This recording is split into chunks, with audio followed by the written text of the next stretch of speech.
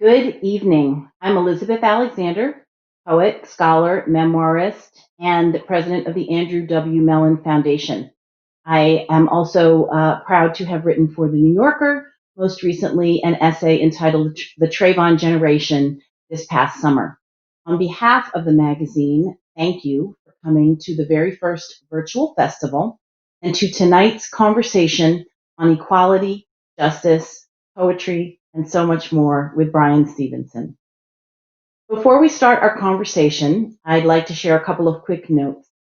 Feel free to post about the discussion on Twitter, Facebook, or Instagram with the hashtag NewYorkerFest.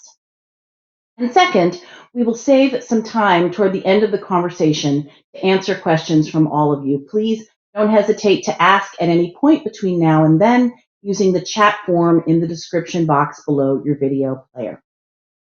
And now to introduce Bryan Stevenson. It is an honor to speak with my friend, someone for whom and to whom I am humbly in service of your vision, your comrade, and someone who teaches me so much about doing the hard and good work to make this a more just world for everyone, and doing it with love and grace and consistency. I am continually inspired by the hard work of justice, the hard work of imagining that world client by client and person by person. Bryan is the founder and executive director of the Equal Justice Initiative in Montgomery, Alabama, an attorney, a legal scholar and professor, and I would say not just a professor, but a teacher with all that that means. A best-selling author, MacArthur Genius Grant winner, and to my mind, also fundamentally a storyteller. Bryan is an impassioned and compassionate advocate for those whose right to justice has not yet been fully affirmed, and is also very, very devoted to bearing witness to our history in its complexity, in its difficulty, in its unfairness, in its exaltation, in its possibility. We carry that history forward. So I am honored to be here on the virtual stage and am very excited to have our conversation. Well, thank you. It's really exciting for me to be in conversation with you too. We decided that we were going to do something a little different tonight, and so we're going to frame our conversation with poetry. The way that Bryan and I met each other, and one of the bonds between us, is that we both believe in the power of poetry and live by the word in our different ways. So Bryan has chosen a poem that he will open with to begin our conversation, and I'll bring a poem in later. So Bryan, you made such an exciting choice. Well, thank you for inviting me to do this. My grandmothers were both domestic workers. My aunts were domestic workers, and I never really thought much about the work they did, essentially working in white people's homes, doing cleaning and domestic work their entire lives. But more recently, I've been thinking about that witness, that life, that legacy. The poem that I wanted to read is a poem by Langston Hughes. It's titled A Song to a Negro Washwoman. Oh, washwoman, arms elbow deep in white suds, soul washed clean, clothes washed clean. I have many songs to sing you, could I but find the words. Was it 4 o'clock or 6 o'clock on a winter afternoon I saw you wring out the last shirt in this white lady's kitchen? Was it 4 o'clock or 6 o'clock? I don't remember. But I know at 7, one spring morning, you were on Vermont Street with a bundle in your arm going to wash clothes. And I know I've seen you in New York subway train in the late afternoon coming home from washing clothes. Yes, I know you, washwoman. I know how you send your children to school, and high school, and even college. I know how you work and help your family when times are hard. I know how you build your house up from the wash tub and call it home, and how you raise your churches from white suds for the service of the Holy God. And I've seen you singing, washwoman, out in the backyard garden, under the apple tree, singing, hanging white clothes on long lines in the sunshine. And I've seen you in church, a Sunday morning singing, praising your Jesus, because someday you're going to sit on the right hand of the Son of God and forget you ever were a washwoman. and the aching back and the bundle of clothes will be unremembered then. Yes, I've seen you singing. And for you, for singing washwoman, for you, singing little brown woman, singing strong black woman, singing tall yellow woman, arms deep in white cells, soul clean, clothes clean. For you, I have many songs to make, but I but find the way. Mm. Thank you so much. Thank you so much for that. And I think that it's interesting that you chose a poem that tells a story in it, a story that also affirms the details of individual human dignity in the kind of almost unbearableness of the world where we witness people treated without respect for their fundamental dignity. And that leads me by our great poet laureate forever, Langston Hughes. So that I wanted to ask you about storytelling and your both belief in it and your use of storytelling as a tool in your justice work. I think about the story of Walter McMillan and how you've told that both in a courtroom and in a book, and now it's been told in a movie, or the story of Marcia Colby, charged with capital murder after she gave birth to a stillborn son. How do you think about storytelling with your justice work?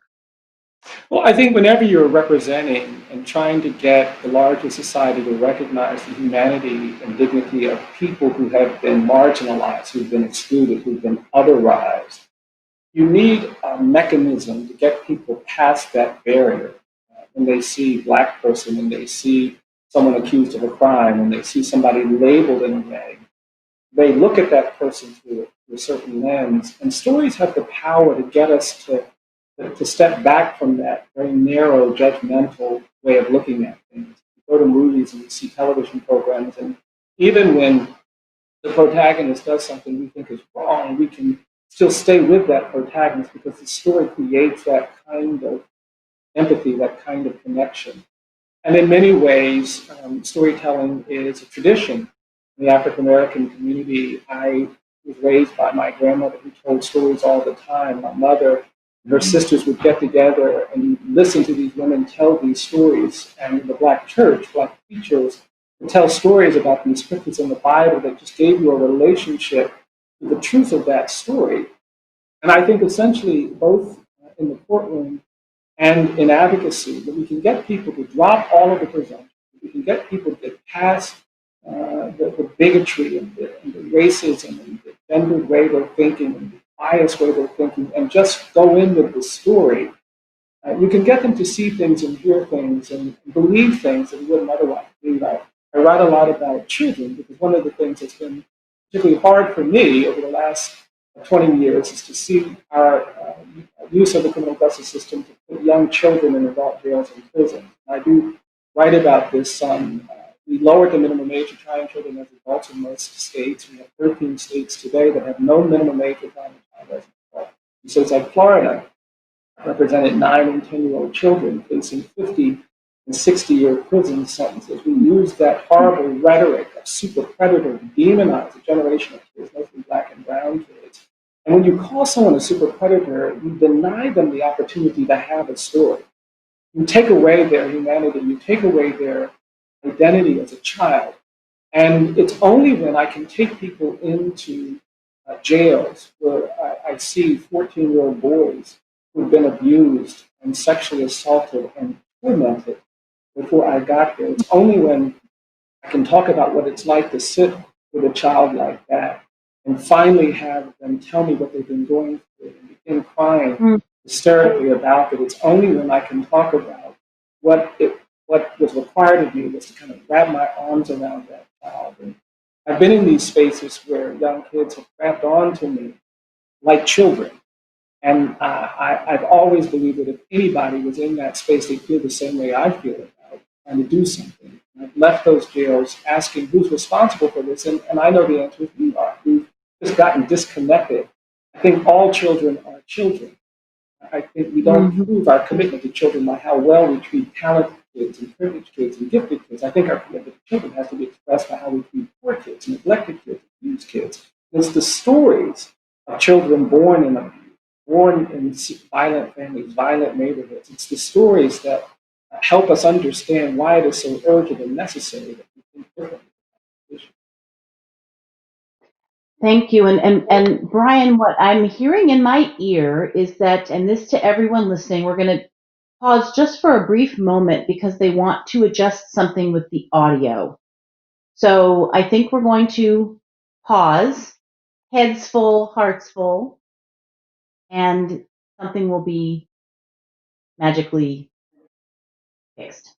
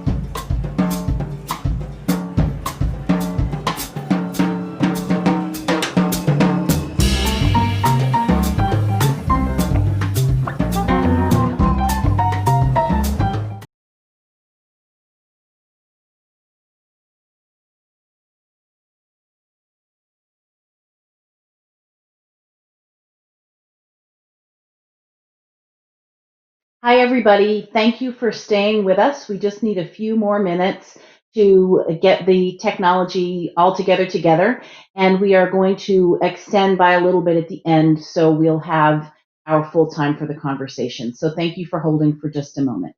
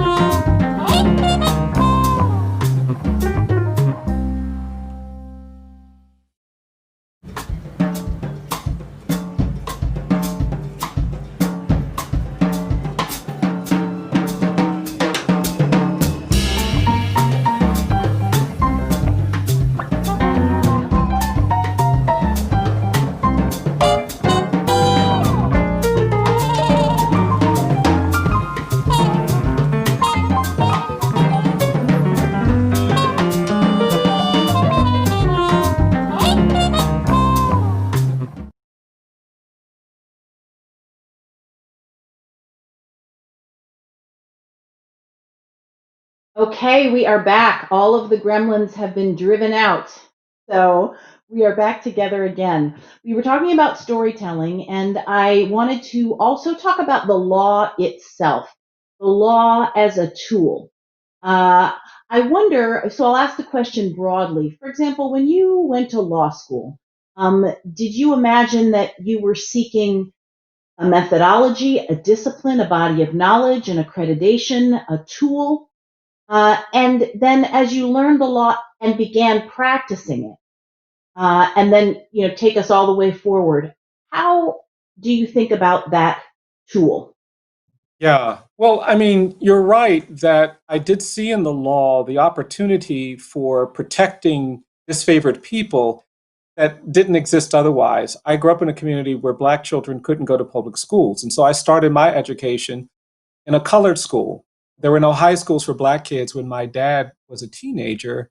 He couldn't go to high school in our county. And I remember when the lawyers came into our community to make them open up the public schools for poor Black kids like me. And it was the intervention of these lawyers that made it possible for me to go to high school and go to college. If you had a vote in that community at that time, where African Americans were only 20 some percent of the population, the majority of people in that county would have voted to keep racial segregation. So we needed the rule of law to protect this disfavored group of Black folks. And I went to college and decided to go to law school because I wanted to use that same power to protect other disfavored groups. Democracy doesn't work for people who are less powered. It doesn't always work for people who are marginalized and excluded.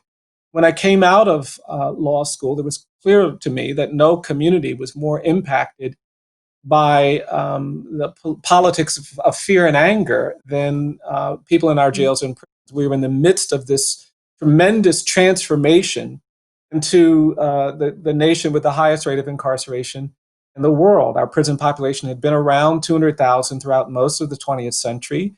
And in the early 70s, we began, we declared this misguided war on drugs. We started demonizing people with health problems. We said that people who are drug addicted and drug dependent are criminals, and we're going to use the criminal justice system to manage them. And that just made the prison population explode. We applied those laws in a very racially discriminatory manner. We targeted poor communities and low-income housing projects, and we were just filling jails and prisons in ways that felt almost assaultive to poor communities.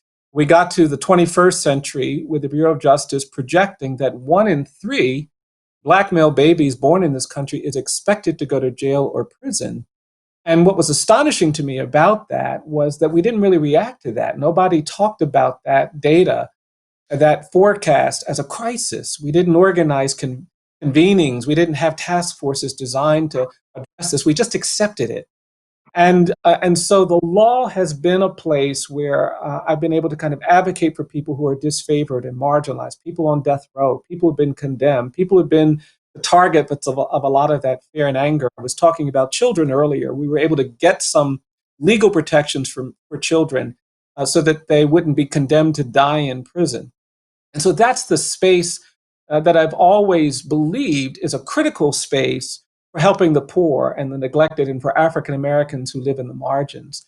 It's shifting for me now, though, Elizabeth, because I about 12 years ago started to worry about something that I hadn't thought much about. And it was about 12 years ago that I began to realize that I don't think we could win Brown versus Day. I don't think the decision that made it possible for me to go to high school and college would be upheld by this court, would be introduced by this court. I don't know that they would protect disfavored people. I don't know that they would engage in something that disruptive. And that's when I realized that our work in the court has to be supported. It has to be amplified by work outside the court. And that's when we started doing the racial justice work that we've been doing. I think until we create a consciousness about what it means to be a society governed by the rule of law, to commit to protecting the vulnerable, that understands that we are ultimately judged not by how we treat the rich and the powerful and the privileged, but by how we treat the poor and the neglected and the condemned. So we understand that even our legal institutions will fail. And many of our courts are failing because they've actually embraced these narratives of racial difference. They have actually given up on these ideas of equality. And we've seen this throughout the history of the court. There was that shining moment in the 1950s, which benefited me, but it's become almost the exception rather than the norm. And that's why we have to do this other work now. So is that one, because this moves us to memorials in general, but also to the Memorial for Peace and Justice. And I think about all of the narrative and awareness aspects of it. I mean, first, there's the historical research that you do and that you share with people. Then there's the kind of on the ground research that you do that enabled the whole soil project, that you could know now that on the Jefferson Davis Highway, here a lynching took place. That soil is dug, put in those jars, given a name, given a date. That history is told both on the site and also in the museum. That as part of the Memorial for Peace and Justice, you have a didactic museum that not only tells a history, but it's history with an argument that is very, very clear. And then finally, on the space, you have, the cathedral of remembrance, of grieving, and of history, with all of those slabs with counties and names where lynching took place. So, I mean, it's extraordinary, all of the different layers that say, adding on to our representation of clients, we also believe that we need to do the rest of this. So I think that's what you're describing, but I'd love to hear more and also hear what are the limitations of how far that narrative work can go. Yeah, well, I mean, you're exactly right. It's really combining the things that we've been talking about. It's telling the story of America that we haven't told before. It's actually contextualizing these contemporary issues of police violence and legal exclusion and over-incarceration of Black and brown people and disparities in sentencing through a larger story.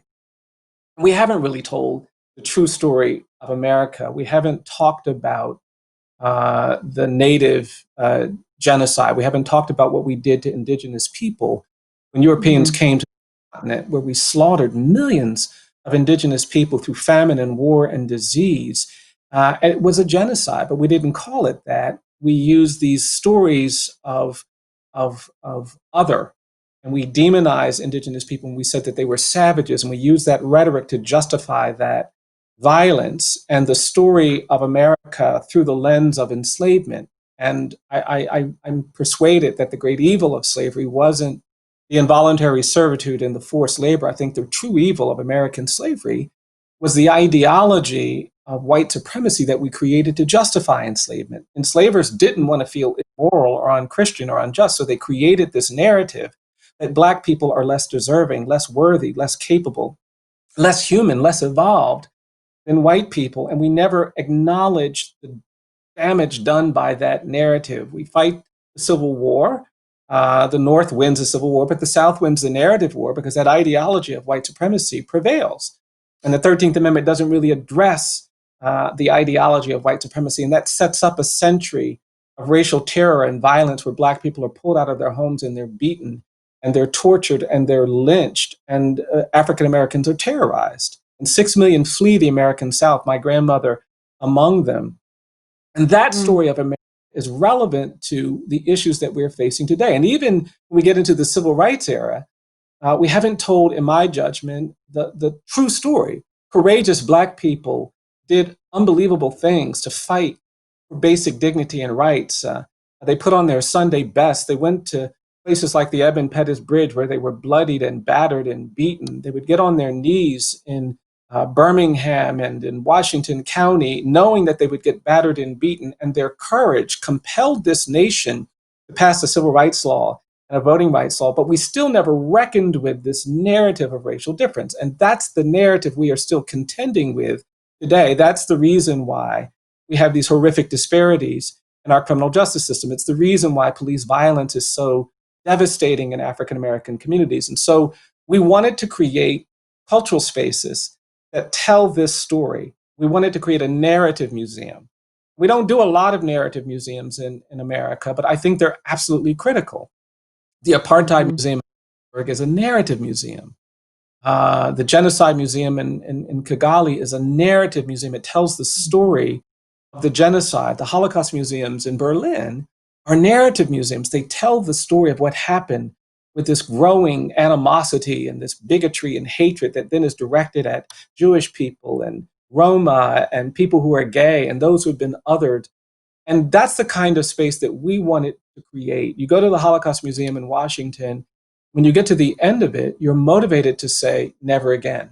And we have to create cultural institutions in this country that motivate people to confront the legacy of slavery, the legacy of the indigenous genocide, the legacy of lynching, the legacy of segregation and Jim Crow, the legacy of racial hierarchy and white supremacy, and then prompt that commitment of never again. And that's the kind of thinking and the vision behind the work that we're trying to do. We are putting these markers in spaces because we want to change the landscape. We want to end the silence that I think has made this country compromised. It's made this country unhealthy.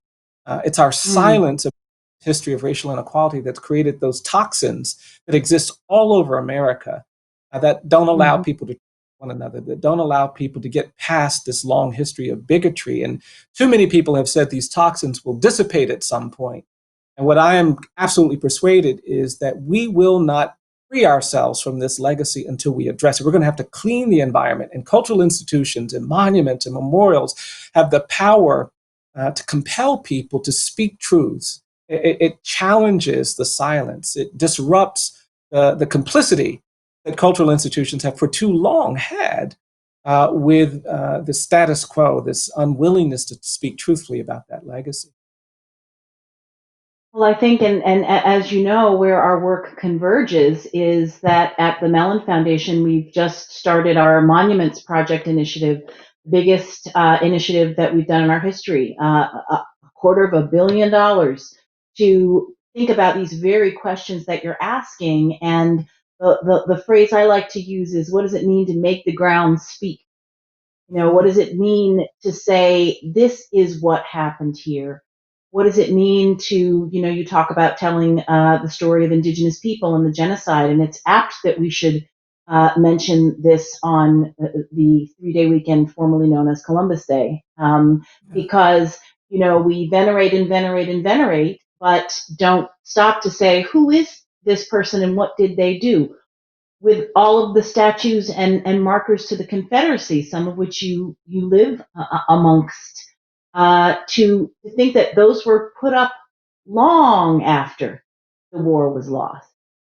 And what ideology are they carrying? They're carrying an ideology that, again, if you stop and hear it, it is saying that some people are subhuman and other people are superior. And once you Yeah. start that work that you're so engaged with, I just feel like you can't look at the world ever again in the same way.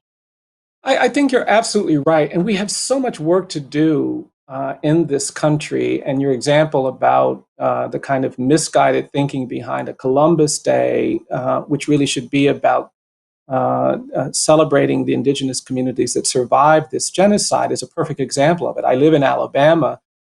Confederate Memorial Day is a state holiday in Alabama. Jefferson Davis's birthday is a state holiday. We don't have Martin Luther King Day. We have Martin Luther King slash Robert Lee Day, and there are hundreds and thousands of totems to the architects and defenders of slavery. And when you allow yourself to be comfortable with that kind of narrative, you create a barrier to equality. You create a barrier to justice. The reason why we weren't able to win some of those cases in court where we had overwhelming proof of racial discrimination and racial bias is that we have acculturated ourselves to accepting these levels of inequality. And that's what cultural institutions have to challenge. There are no Adolf Hitler statues in Germany.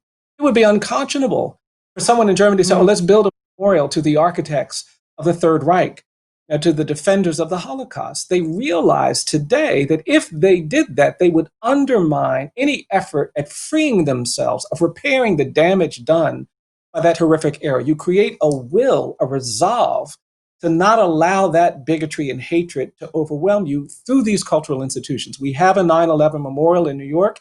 We need it. It's an important case. We did it within 15 years of the 9/11 incident because we understand the power of these memorials and monuments, which then raises the question, why are we comfortable with all of these schools named after Confederate generals, 240 in the United States, all of these holidays, all of this iconography that taunts and traumatizes and assaults Black and Brown people? And I think part of why this is such an important effort, when I did a case, worked on a case right out of law school, McCluskey versus Kemp, it tried to challenge the death penalty in Georgia based on racial bias. We had some very powerful data, 11 times more likely to get the death penalty if the victim is white than if the victim is Black, 22 times more likely to get the death penalty if the defendant is Black and the victim is white. Even Georgia calculation made race of the victim the greatest predictor of who got the death penalty. And that case went to the US Supreme Court, and the Supreme Court rejected that Black defendant's appeal because they said, if we deal with these disparities based on race in the administration of the death penalty, it's going to be just a matter of time before lawyers start complaining about other disparities for other kinds of crimes, property crimes, drug crimes, misdemeanors. And it was, quote, this fear of too much justice, as Justice Brennan characterized it in his dissent, that forced the court, made the court comfortable with stepping away. But it was the other thing that the court said that speaks to why this moment is so critical. The court said a certain quantum of bias, a certain amount of discrimination is in the court's judgment inevitable. And a society that talks about the inevitability of racial bias and discrimination in something as critical as the death penalty is a society that will not get past this legacy. And part of why I think the cultural work is intersecting with the legal work for me is that we have to educate America about the legacy of slavery, about the brutality of lynching. We have to get this country to recognize that the Black people that went to Cleveland and Chicago and Detroit and Los Angeles and Oakland and Minneapolis and Boston didn't go to those communities as immigrants looking for new economic opportunities. They went to those communities as refugees and exiles from terror in the American South. They were traumatized, they were injured, and we didn't treat those injuries. And that's one of the real, I think, challenges as well. Can we create a consciousness in this country that recognizes harm and wrong so that we are then motivated to do things that repair? And a lot of people, when they think there was a lot of resistance to us putting up these markers. People were just afraid. Practice silence for so long, nobody wants to talk about it. And people hear me talking about slavery or the genocide of indigenous people or lynching and segregation, And I think they fear that I want to punish America with this history. I have no interest in punishment. That's not my goal. My goal, my interest is liberation. I think there's something better waiting for us. There is something that feels more like freedom, feels more like equality, feels more like justice waiting for us.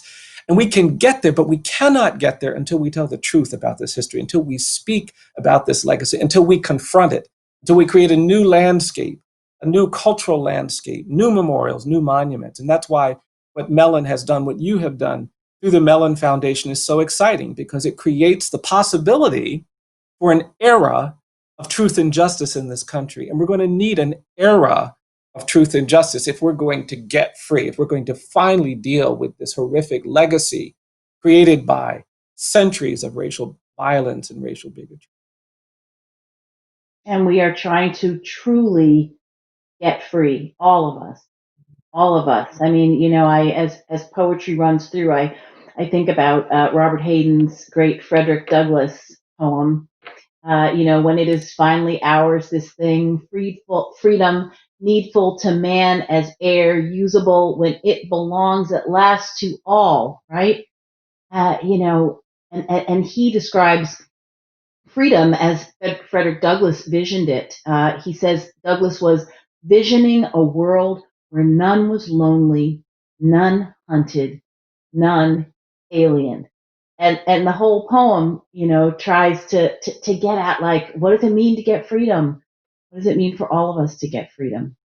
Yeah, and I think the beauty of that, which you just expressed so wonderfully, is that when you are complicit in harming another human being, when you have injured, I think the conversations around confronting the Holocaust in Germany weren't rooted in like being pressured by Jewish groups or anything. I think it was rooted ultimately in a desire to try to get to a different place, to try to get to a place that feels less burdened, less condemned, less judged by that history. When we hurt another person, our freedom, our peace of mind, our comfort, our consciousness is going to be at risk if we're indifferent about that injury, if we don't respond to that. And that's the power that repair, that redemption, that restoration, that reconciliation offers to everybody.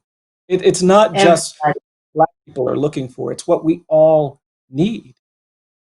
That's right. That's right. I wonder, either when you were coming along or now, what is a memorial or monument that had, in the negative, in the positive, but profound and memorable effect on you? Um, you know, really, right after I got to law school, I went to a plantation which was advertised as this place that talked about the mid 19th century uh, in the South, and it just broke my heart. It was all about the lives of the enslavers. It was all about the majesty of their existence. Black people were completely missing, ignored. There was not even a reference, and that kind of experience just shattered me because I couldn't find a story there that I could identify with. It was an institution that seemed to be completely unmindful of the horrors of legacy. And I contrasted that with the Apartheid Museum in Johannesburg. When I went there, Hmm. struck by the clarity with which they presented the horrors of apartheid, the pain and anguish of apartheid. There's a room in the Apartheid Museum that actually has nooses hanging from the roof, and they have the names of people who were executed, and it just overwhelmed me. And Hmm. it's like that have the power to create a new kind of will, a new kind of resolve. And as a lawyer, I know that to motivate people to want to do that hard work of creating remedies, again, that consciousness has to be lifted up. And one of the problems in the law for civil rights and racial justice is that, in most areas of the law, if you violate a contract, if you commit a tort, if you injure someone, if you don't honor your obligations, not only do you have to commit to not doing that again, you actually have to Hmm. pay damages. You might have to pay treble damages and punitive damages. And there's a consciousness that remedy requires more than simply saying, oh, I won't do that again. But in the civil rights context, the racial justice context, we've never required those who have enslaved, those who lynched, those who segregated, those who excluded, to do anything other than say that they won't do it again. And they haven't even been willing to do that. And so in the 1960s, when we passed the Civil Rights Act, we didn't actually talk about what it would take to repair a century of damage that was done when we humiliated Black and brown people by those signs that said white and colored. There weren't signs, they weren't directions, they were assaults. They created injuries. We passed the Voting Rights Act and we didn't talk about what it would take to repair the damage of a century of disenfranchisement. And that's why I believe we really have to think differently about these rights. We have to talk specifically about truth and justice, truth and reconciliation, truth and restoration, truth and redemption, truth and reparation. And we have to understand that the truth telling comes first, because it's only after you tell the truth that you can actually assess how to repair, what the damage is. And we haven't done that with regard to a lot of these issues. And that's the power for me of these sites. We want to put up these markers. That National Memorial is big and it's overwhelming. It's an emotional space because it's about truth telling. You know, our museum has first-person narratives of enslaved people, of people who have been on death row for crimes they didn't commit. And those narratives for me are powerful because they tell the truth. And I think that's the challenge that we have to meet. It's why the Mellon Project is so important. It's why we're in this moment of truth-telling that we cannot back down from. We cannot allow anyone to say, oh, we've already dealt with that. We haven't even begun to deal with this kind of truth-telling. Also, what you are getting at that is really important and interesting is thinking about the ways that there can be a simultaneity of learning anew about our painful history and also being healed where injury has been done.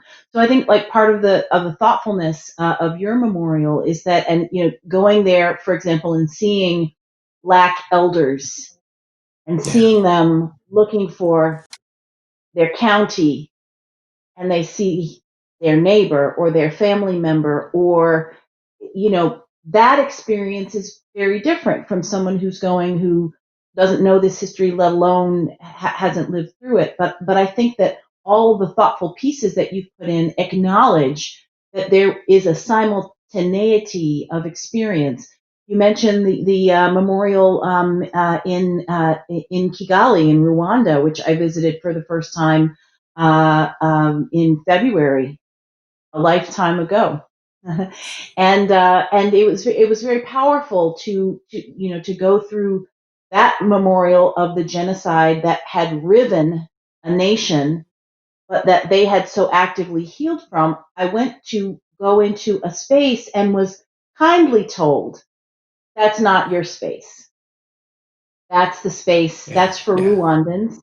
That's where that reconciliation happens, and everything else is open to you.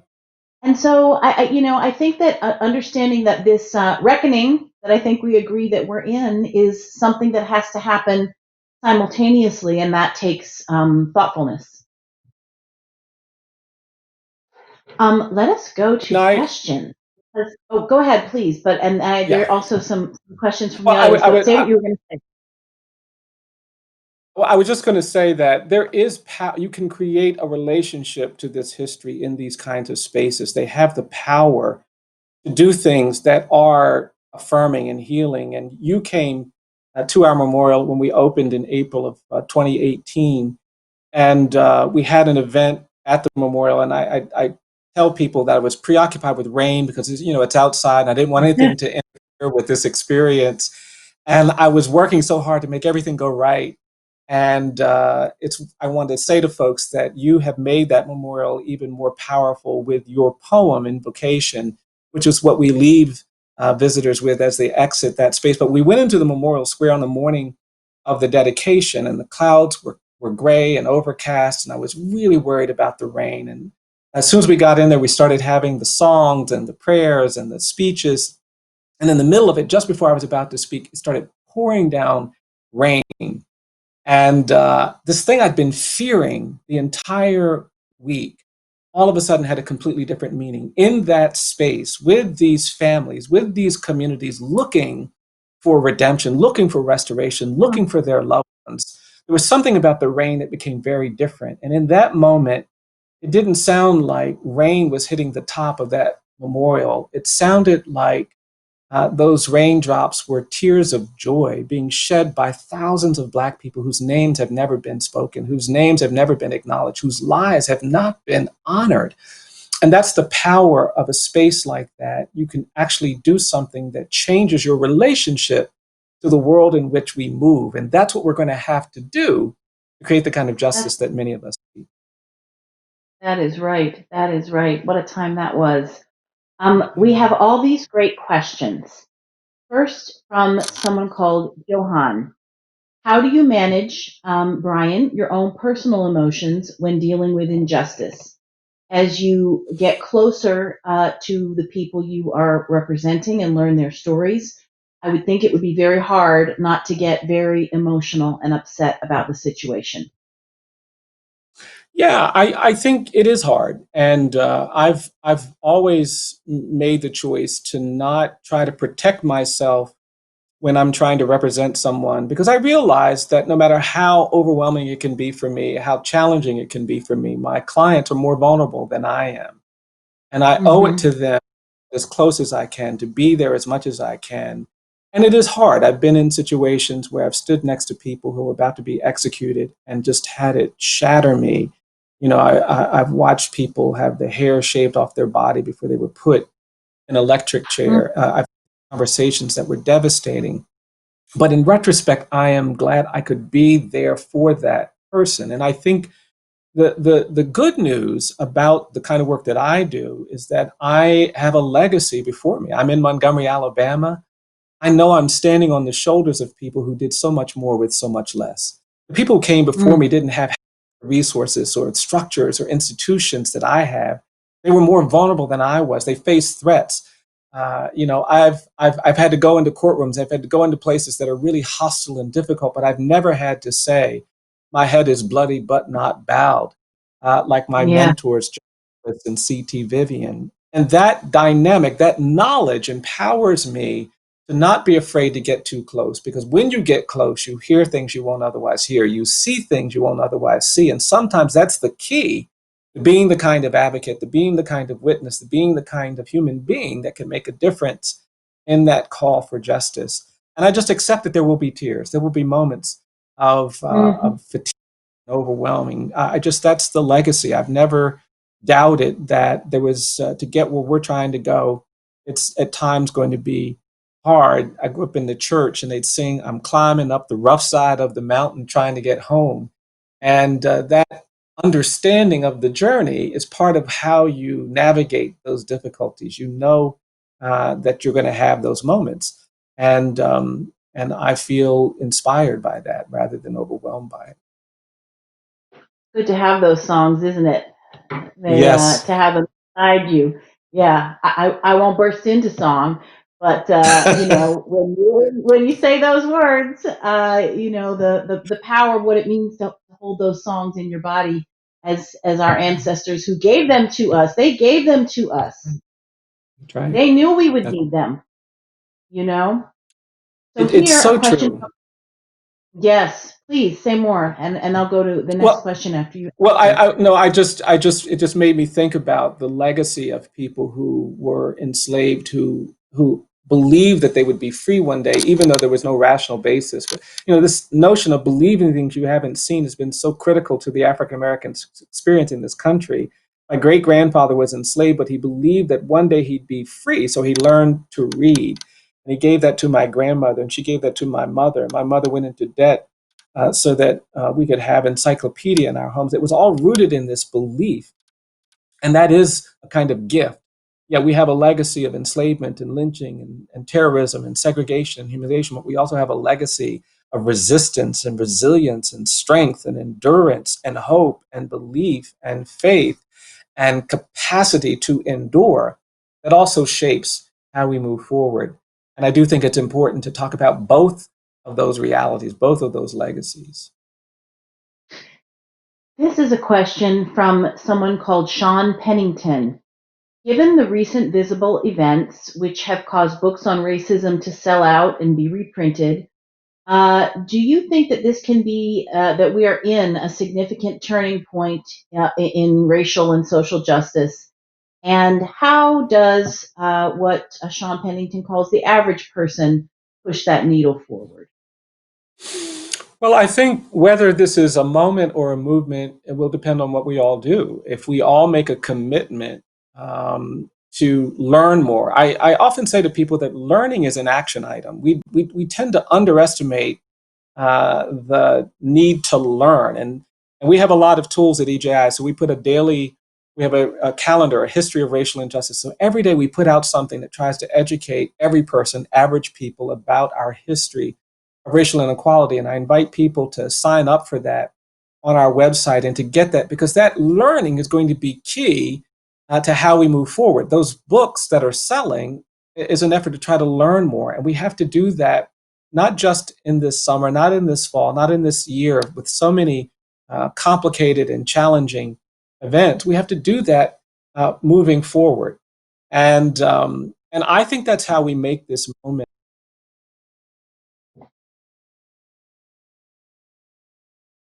I think what I'm seeing is that Mr. Stevenson is frozen for a moment. So I think we are waiting for him to unfreeze. And I'm hoping, if he can hear me, we've got a lot of other interesting questions. Okay, we're standing by for just a moment.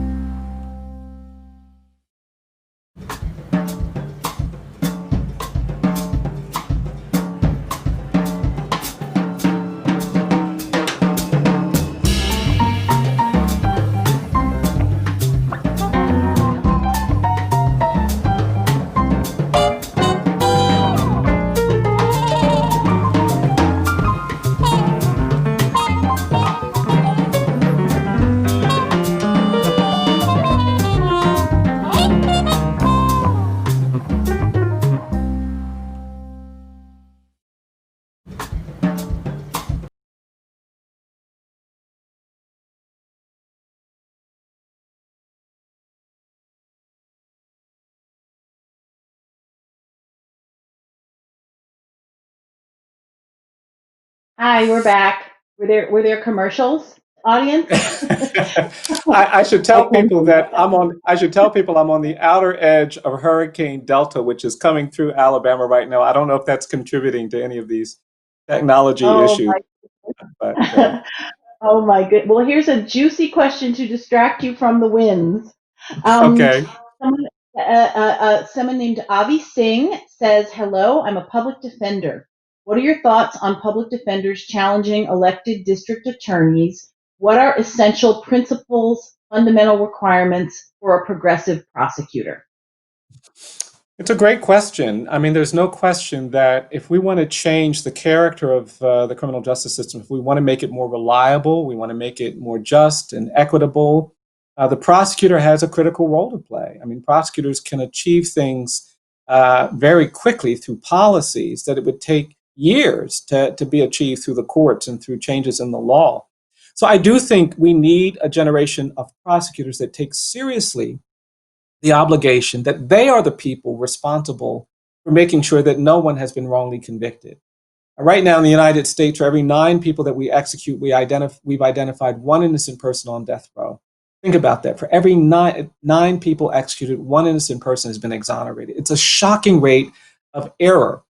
And the defense bar and some journalists and human rights activists are trying to get states to do something about that when it ought to be prosecutors and courts that accept the responsibility for correcting that problem. We have thousands of innocent people in jails and prisons in this country. We have a system that treats you better if you're rich and guilty than if you're poor and innocent.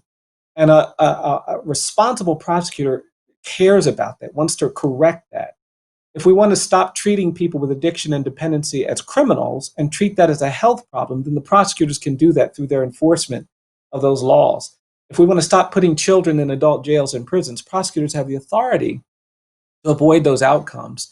And those are the kinds of questions I think we should be posing to people who are running for these offices. I think everybody needs to know who their prosecutor is. I mean, you go to a lot of places in America, if you ask them, who's your district attorney, they don't even know. And if they don't know, they're actually not holding that person accountable. They're not making that person feel like they're responsible to the perspectives of people who care about equality and fairness and reliability. So I think what this defender is saying is absolutely critical to how we get closer to the kind of system that we need. We've got to begin drawing more attention to the role of the prosecutor and holding them accountable and insisting that they commit to the kind of fairness that we seek. Mm-hmm. From Madeline Vita, we have the question, how can teenagers participate in our communities in the push for equality and justice? Love that one. Yeah, well, there's all kinds of opportunities. I mean, first of all, there's a huge population of people coming out of jails and prisons, coming out of juvenile facilities that need help. Reentry work, for better or worse, is going to be an important part of how we get to a different place. With nearly 6 million people on probation and parole, with 70 million Americans with criminal arrest histories, there are a lot of people who have been adversely impacted by this system. And teenagers actually have skills and knowledge that a lot of people coming out of jails and prisons don't have. And I think sharing that, making that available to people is really important. There's volunteer opportunities with reentry organizations that are really key. I think becoming educated and using that education to advocate. We put out our calendar, as I've mentioned, and the picture that we have on the inside of the calendar, the picture of all of these teenagers in Selma, Alabama in 1965. The march gets all the attention, but it was these teenagers that went to the bridge and they held up these signs talking about, let our parents vote. Equality requires, in some ways, had a knowledge of civics that many of their parents didn't have, and they used that knowledge to actually protest with these signs. And even though they couldn't vote, they were demanding that their parents be allowed to vote. And that kind of activism, that kind of witness, I think children should be saying, teenagers should be saying, we don't want any innocent people in our jails and prisons. We don't want excessive punishment. We don't want kids demonized and called super predators. We don't want a death penalty. We don't want these abusive punishments.